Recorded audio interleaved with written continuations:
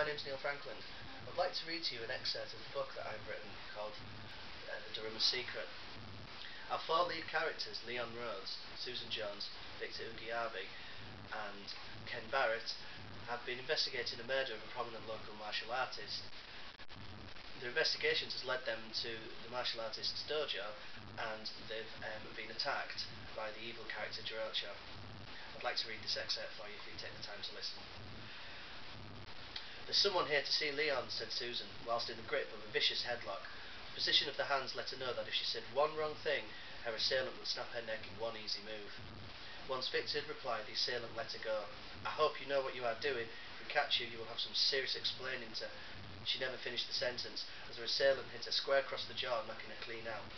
Susan crumpled to the floor next to the instructor, who had attempted to defend them both as the Oriental man entered the room. He had been no match for him and was easily dispatched.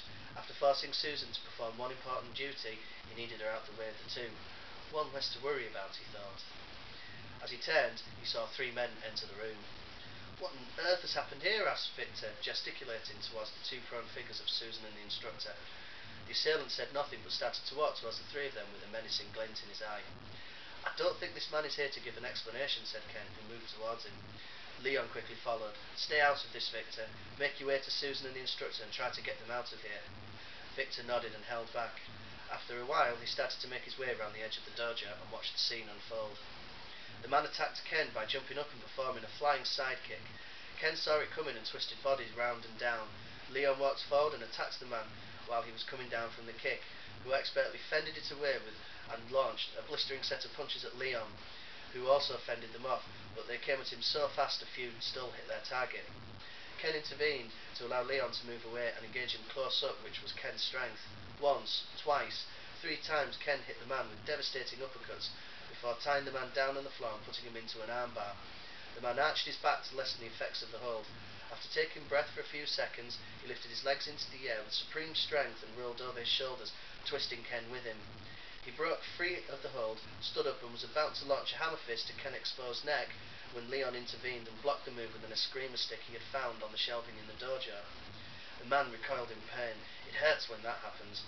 He barely had time to recover from the pain when Leon attacked him with swift moves that left the man in no way able to defend himself.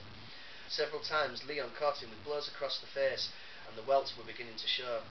With the final blows, Leon hit him in the mid-range that caught the man flush in the ribs. There was a cracking noise, a cry of pain, and the man went to the floor where he stayed.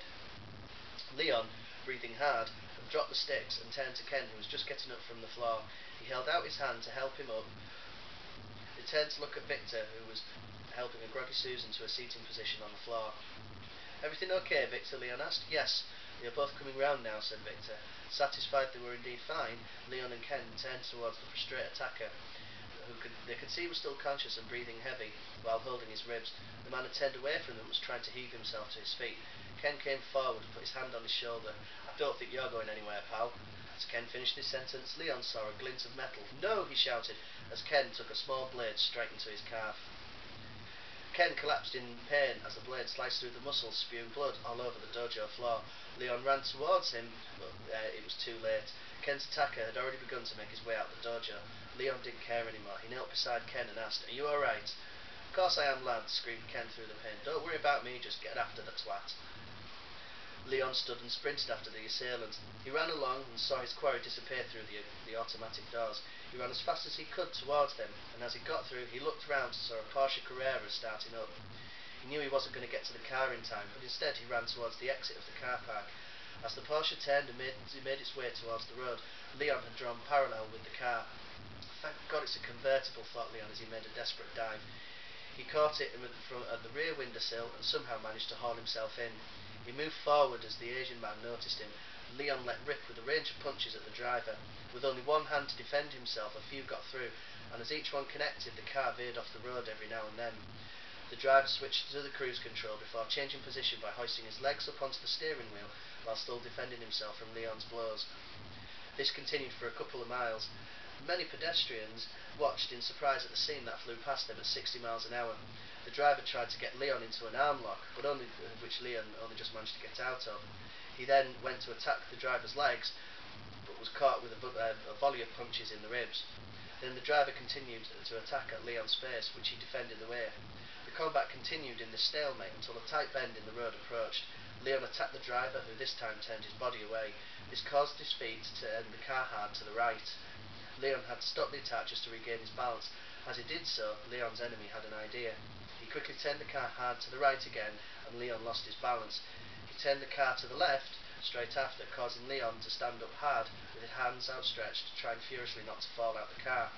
As he did so, the driver let rip with a simple but effective front kick, his heel catching Leon straight in the face.